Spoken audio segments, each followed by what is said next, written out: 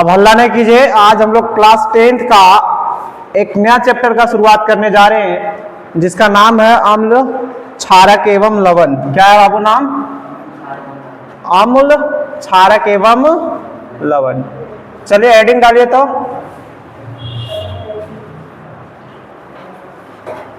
अम्ल, क्षारक एवं लवण। मालूम है इसको इंग्लिश में क्या कहते हैं? Acid, base and salt.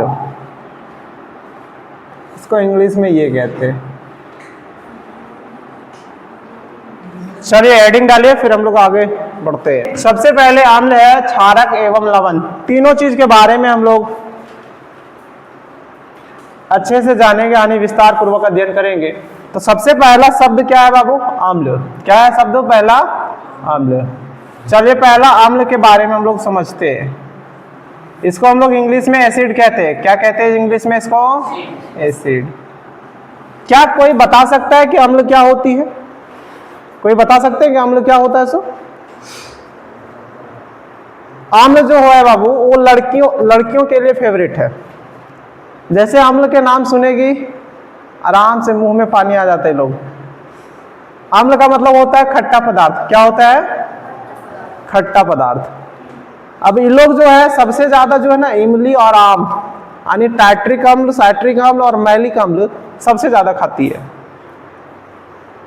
तुम लोग को एक बार का कहानी बताते हैं हम। जब हम लोग हजारीबाग में रह रहे थे, वहां गए थे पढ़ने के लिए, तो वहां गुपचुप बहुत बिकता है और लड़कियां प्रत्येक दिन खाती है। एक दिन ऐसा नहीं होगा कि लड़कियां नहीं खाती होगी गुपचुप। शायद में पैसा वैसा नहीं रहता होगा, तब भी दोस्तिनिया से मांग के खा लेती है सहेली से। एक दिन क्या था, पढ़ के रिटर्न आ रहे थे, देखे खा रही थी गुपचुप, लेकिन गुपचुप खाते खाते जो है ना गुपचुप का पानी यहां तक आ गया था। ठीक है, ऐसे खाती है ना उठा करके, तो गुपचुप फूटा, पानी आ गया। जो पानी बचा था ना उसको यहां से मारी, सरपट से चढ़ा ली ऊपर। सोच सकता है तुम लोग, लड़की एक ठोप टाइट्रिक अम्ल को नहीं गिरना देना चाहती है। लड़कियां बता सकती है कि अम्ल के दीवाने तुम लोग क्यों है इतना? अम्ल क्यों खाती है इतना? बहुत खतरनाक वाली बात है ना। तो सबसे पहले समझिए बाबू, अम्ल का स्वाद कैसा होता है? खट्टा। स्वाद कैसा होता है? खट्टा होता है ना। रे अम्ल का स्वाद कैसा होता है बाबू? खट्टा। एक बार की बात है, समझिए कहानी को। रे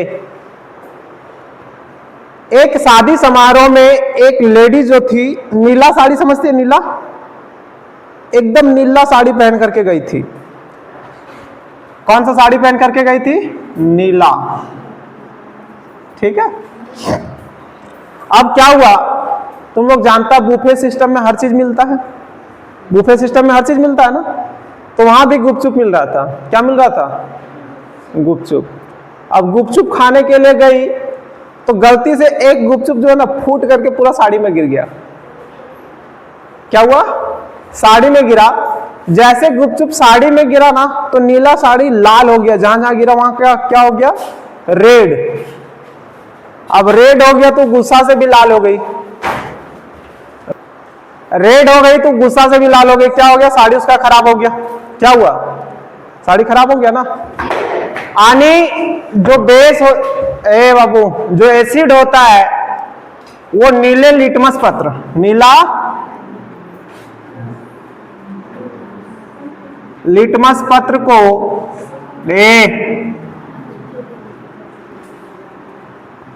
लाल कर देती है। क्या कर देती है? लाल।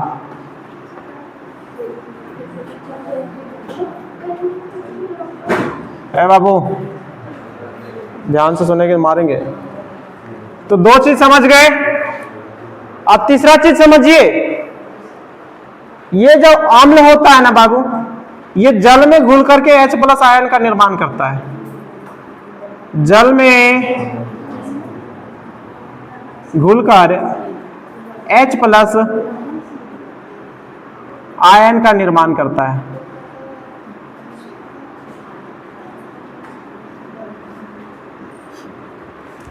जल में घुल करके क्या करता है? H+ आयन का निर्माण करता है। ये बात समझ में आया क्या? ठीक। ये क्या करता है? क्षारक को लड़ करके उदासीन कर देती है, यानी क्षारक के प्रभाव को नष्ट कर देती है। तो क्षारक भी इसका प्रभाव क्या कर देती है? नष्ट कर देती है। क्या इतना चीज समझ में आया? तो सबसे पहले समझ में आ गया कि सर अम्ल किसे कहते हैं। देखो, जो हम लोग खाते हैं वो दुर्बल अम्ल होता है। कौन सा अम्ल होता है? दुर्बल। प्रबल अम्ल जो होता है वो एसिड बन जाता है। एसिड बोले तो चेहरा पर अगर फेंका जाए तो जला दिया जाता है। लड़कियों के ऊपर जो एसिड अटैक होता है वो प्रबल अम्ल से होता है, जैसे सल्फ्यूरिक अम्ल हो गया, नाइट्रिक अम्ल हो गया, ठीक है, हाइड्रोक्लोरिक अम्ल हो गया, ये सब प्रबल अम्ल है। अब सर अम्ल का प्रकार बताइए, अम्ल का अवस्था बताइए, उसके बारे में समझिए। समझिए अम्ल की अवस्था।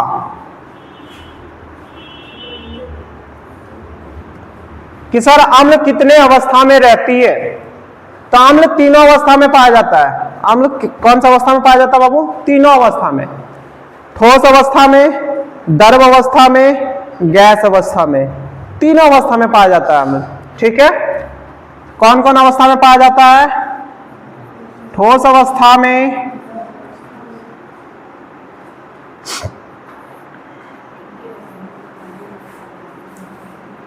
द्रव अवस्था में, और किस अवस्था में? गैस अवस्था में। इसमें अगर आप लोग बात करेंगे बाबू, तो इसमें भी बहुत सारे अम्ल पाए जाते हैं जो ठोस अवस्था में, और भी टाइट्रिक अम्ल हो गया, साइट्रिक अम्ल हो गया, ये थोड़ा सा ठोस अवस्था में पाया जाता है। जैसे टाइट्रिक अम्ल किस में पाया जाता है? इमली में ना। तो इमली कैसा होता है? अरे बकलोलिया, खट्टा तो रहेगी, क्योंकि वो क्या है? अम्ल है ना उसमें, टाइट्रिक। टाइट्रिक अम्ल किस में होता है? वो क्या रहता है? पानी जैसा रहता है इमली क्या? नहीं ना, इसको घोला जाता है। तो जो इमली में पाया जाता है, आम में पाया जाता है, वो सब का बात करें। द्रव अवस्था में कौन कौन रहेगा बाबू? तो द्रव अवस्था में तुम लोग देख रहा है सल्फ्यूरिक अम्ल रहता है, नाइट्रिक अम्ल, ये सब द्रव अवस्था में रहता है, कोई दिक्कत? उसके बाद गैस अवस्था में मात्र एक हाइड्रोक्लोरिक अम्ल होती है। कौन सा अम्ल होती है?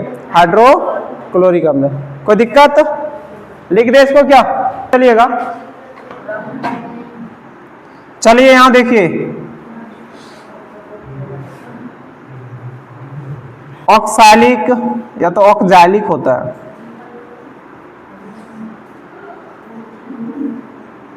अम्ल, टार्ट्रिक अम्ल,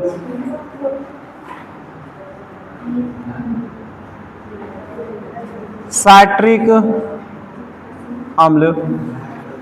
इसमें देखिए सल्फ्यूरिक अम्ल,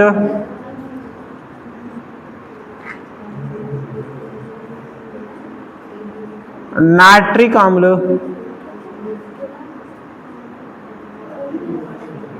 और इसमें जो है बाबू हाइड्रोक्लोरिक अम्ल। समझिए, यहां ETC लिख लेंगे आप, यहां भी ETC लिखेंगे।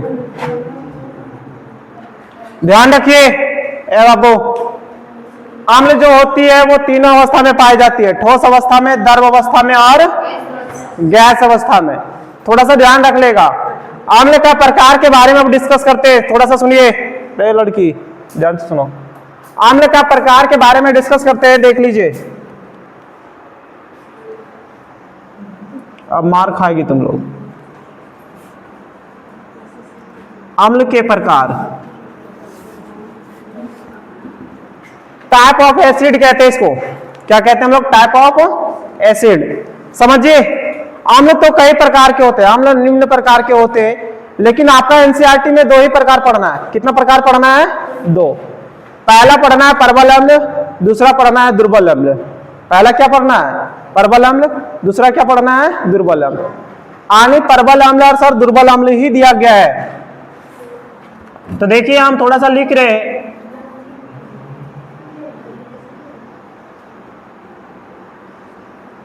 प्रबल अम्ल जिसको हम लोग स्ट्रॉन्ग एसिड कहते हैं, स्ट्रॉन्ग एसिड। दूसरा होता है दुर्बल अम्ल जिसको हम लोग वीक एसिड के नाम से जानते हैं।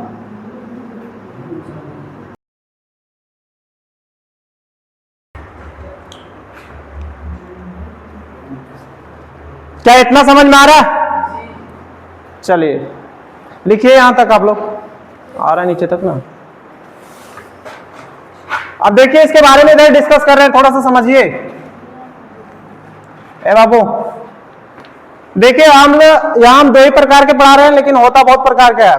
इधर थोड़ा सा देख लीजिएगा, इसके बारे में डिस्कस कर रहे हैं एक एक करके।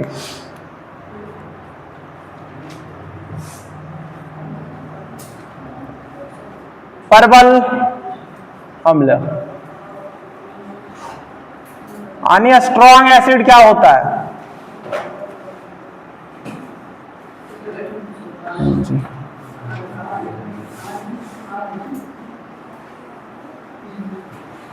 समझिए प्रबल अम्ल क्या होता है उसके बारे में समझिए। वैसे अम्ल जो जल में घुल करके अधिक मात्रा में H+ आयन का निर्माण करती है, क्या होता है बाबू? जल में घुलकर अधिक मात्रा में H+ आयन का निर्माण करती है। देखिए प्रबल अम्ल जो होता है बाबू, वो H+ आयन का निर्माण अधिक मात्रा में करता है। कब? जब इसको जल में घोला जाता है तब। आप समझिए प्रबल अम्ल का pH मान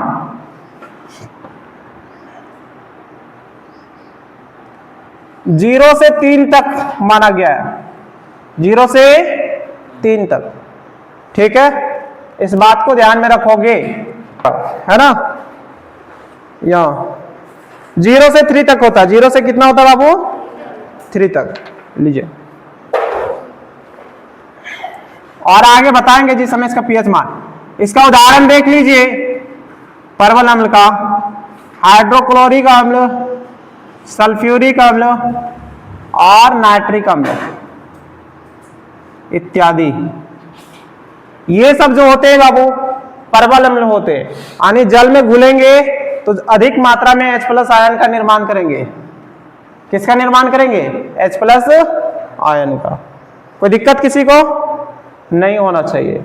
अब देखिए अगला टॉपिक है आपका दुर्बल अम्ल। कौन सा अम्ल है? दुर्बल अम्ल। इसको हम लोग इंग्लिश में क्या कहते हैं? Weak acid. लड़कियां तुम लोग ध्यान रखेगी, जो लड़कियों के चेहरा पर फेंका जाता ना, वो स्ट्रॉन्ग एसिड होता है। इसी को हम लोग तेजाब कहते हैं। क्या कहते हैं? तेजाब कहते हैं, ठीक है? अब देखिए दुर्बल अम्ल के बारे में समझिए। इधर ये क्या होता है? जल में घुलकर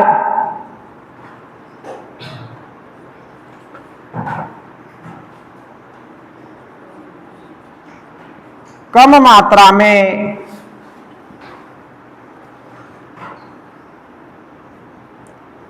H+ आयन का निर्माण करती है।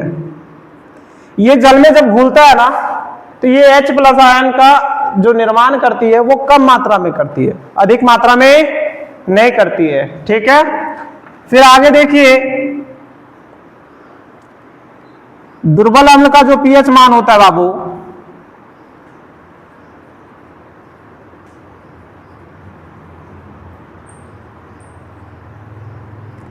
पीएच मान ये कितना होता है, तो ये 3 से 7 तक नहीं जा सकते, 3 से 6 तक, 6.9 तक जा सकते हैं, यहां तक अम्लीय होती है। 7 में उदासीन हो जाती है, 7 में क्या हो जाती है, उदासीन हो जाती है।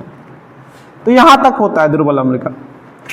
अब थोड़ा सा ध्यान दोगे, इधर वाला हटा देते हैं।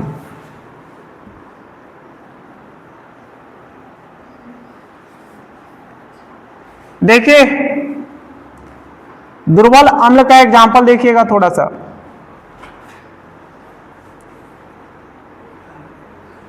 देखिए HCOOH, इसको हम लोग कहते हैं फॉर्मिक एसिड, फॉर्मिक अम्ल। कौन सा अम्ल कहते हैं, फॉर्मिक अम्ल। फिर होता है एसिटिक अम्ल,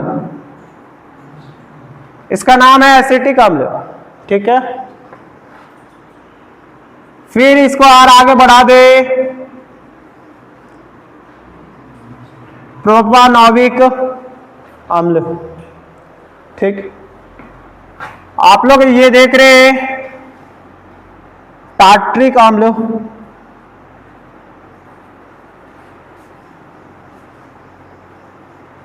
ATC। ये सब जो अम्ल होते हैं इसको हम लोग कहते हैं दुर्बल अम्ल। अच्छा एक चीज समझिए कि सर दुर्बल अम्ल में H प्लस आयन कम मात्रा में क्यों बनता है, उसके बारे में समझिए। इसमें अधिक मात्रा में क्यों बनता है, उसके बारे में समझिए। ध्यान से देखिएगा, तो यहाँ हाइड्रोजन और क्लोरीन जो है ना, इसमें एक ही को ग्रुप है जो इलेक्ट्रॉन को खींचने का काम करेगा। कौन करेगा, क्लोरीन। कौन करेगा, क्लोरीन। क्यों, क्योंकि सर क्लोरीन को इलेक्ट्रॉन की आवश्यकता होती है, इसीलिए तो एक ही को काम करता है। यहां जो है बाबू ये ऑक्सीजन जो है वो और सल्फर दोनों इलेक्ट्रॉन खींचने का कार्य करती है, लेकिन उसके बाद भी यहां टूट जाता है। लेकिन इसमें क्या है वो समझिए, ध्यान से समझिएगा। इसमें जो है ना कार्बन और हाइड्रोजन, इसमें देखिएगा कि इलेक्ट्रॉन खींचने वाला कितना है।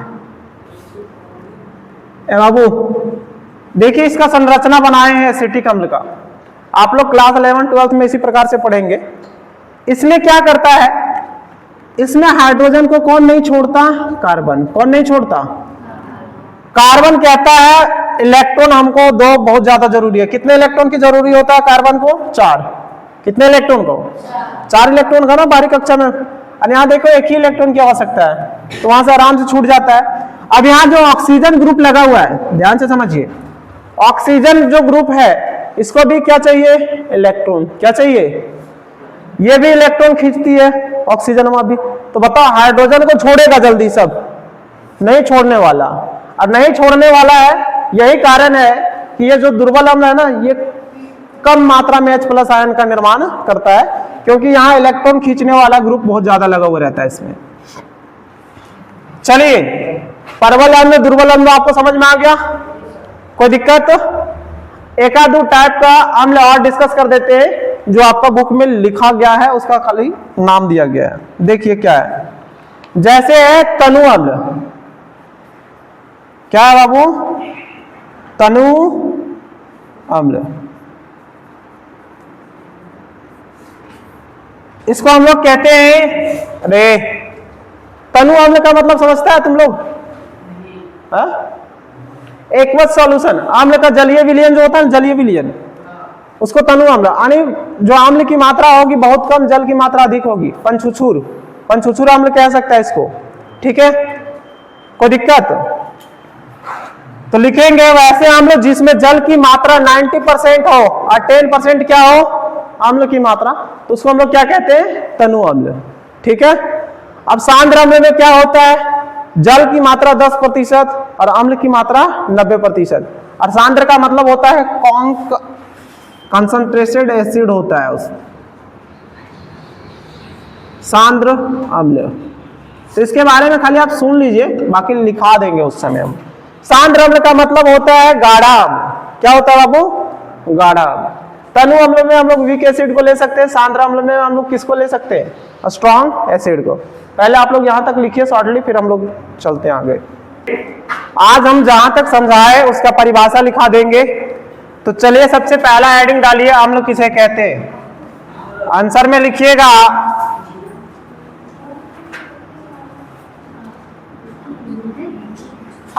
वैसे पदार्थ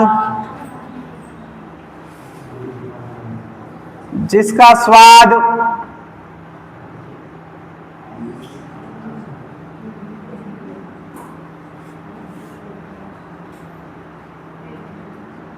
खट्टा होता है।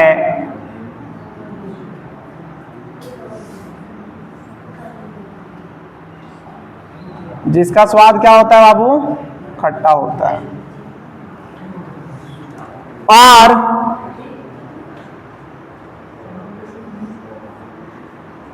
जो नीले लिटमस पत्र को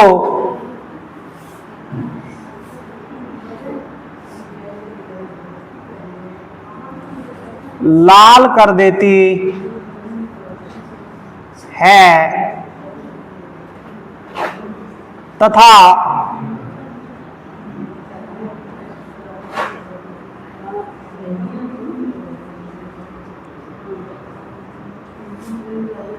जल में घुलकर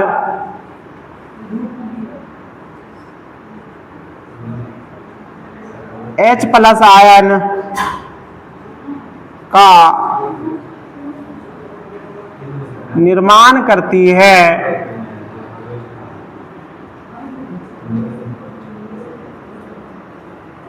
तो उसे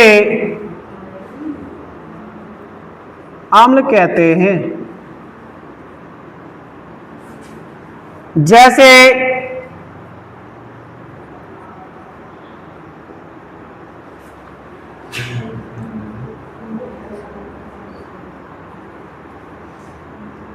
हाइड्रोक्लोरिक अम्ल,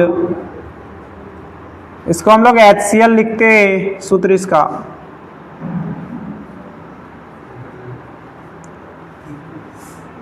सल्फ्यूरिक अम्ल, जिसको हम लोग लिखते हैं H2SO4।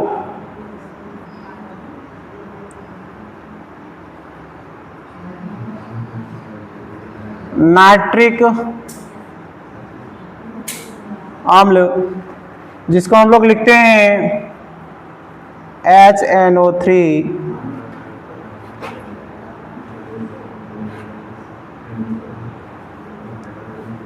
आगे फॉर्मिक अम्ल,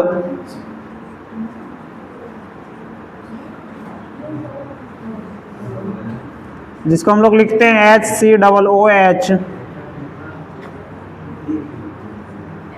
एसिटिक अम्ल, जिसको हम लोग लिखते हैं CH3COOH ETC। देखिए यहां हम परिभाषा लिख दिए, वैसे पदार्थ जिसका स्वाद खट्टा होता है और जो नीले लिटमस पत्र को लाल कर देती है तथा जल में घुल करके किसका निर्माण करती है? H+ आयन का निर्माण करती है, तो उसे हम लोग क्या कहते हैं? अम्ल कहते हैं। एग्जाम्पल में दे दिए हाइड्रोक्लोरिक अम्ल, सल्फ्यूरिक अम्ल, नाइट्रिक अम्ल, फॉर्मिक अम्ल और एसिटिक अम्ल। अगला क्वेश्चन बनाइएगा, अम्ल कितने अवस्थाओं में पाए जाते हैं?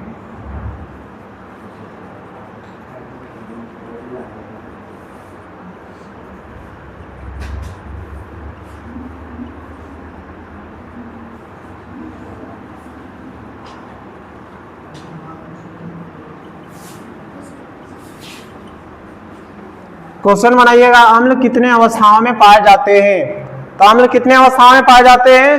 3 अवस्था में। कितने अवस्था में बाबू? आंसर करिएगा। अम्ल 3 अवस्थाओं में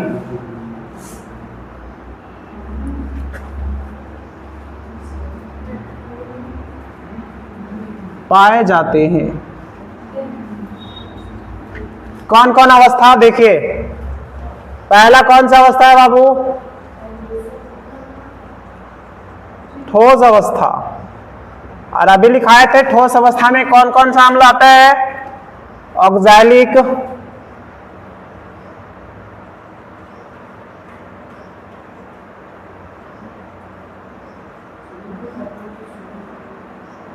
अम्ल, टार्ट्रिक अम्ल,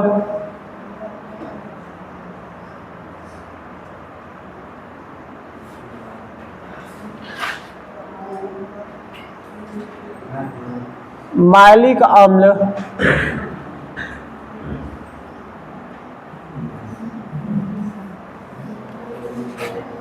साइट्रिक अम्ल,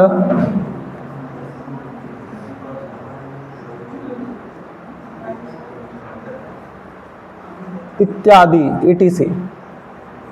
दूसरा जो है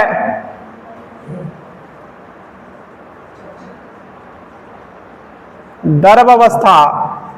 और द्रव अवस्था में कौन कौन पाया जाता है?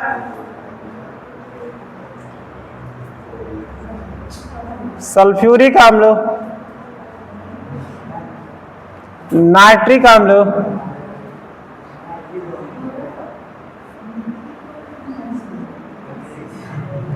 etc।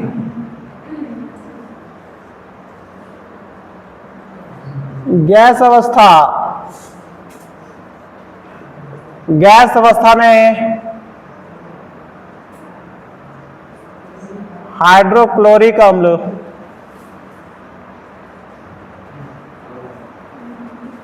इत्यादि। अम्ल जो होता है 3 अवस्थाओं में पाया जाता है, ठीक है, वो यहां हम लिख दिए। अब आगे चल रहे हैं, अम्ल कितने प्रकार के होते हैं उसके बारे में डिस्कशन कर रहे हैं। हटा दे इसको। हाँ चलिए, इधर हम लोग देख लिए अम्ल का प्रकार। अम्ल कितने प्रकार के होते हैं वो देखिए। अम्ल निम्न प्रकार के होते हैं। कौन कौन सा होता है उसके बारे में देखिए थोड़ा सा। खनिज अम्ल, ये हमको खनिजों से प्राप्त होती है। कार्बनिक अम्ल जो जीव जंतुओं से प्राप्त होता है उसको हम लोग कहते हैं कार्बनिक अम्ल। फिर हाइड्रा अम्ल है, ऑक्सी अम्ल है, सांद्र अम्ल है, तनु अम्ल है, परवल अम्ल और दुर्बल अम्ल। ये आप लोग के लिए इंपॉर्टेंट है, बाकी वो सब इंपॉर्टेंट नहीं है।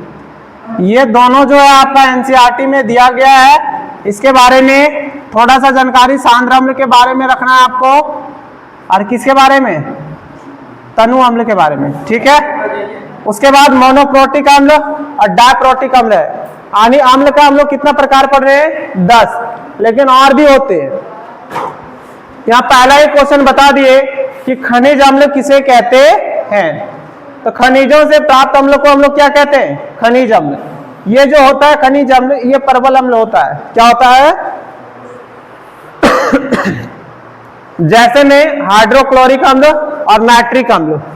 आज हम लोग यहीं तक रख रहे हैं, इसके नेक्स्ट वीडियो में सभी प्रकारों को पढ़ेंगे और आगे चलेंगे।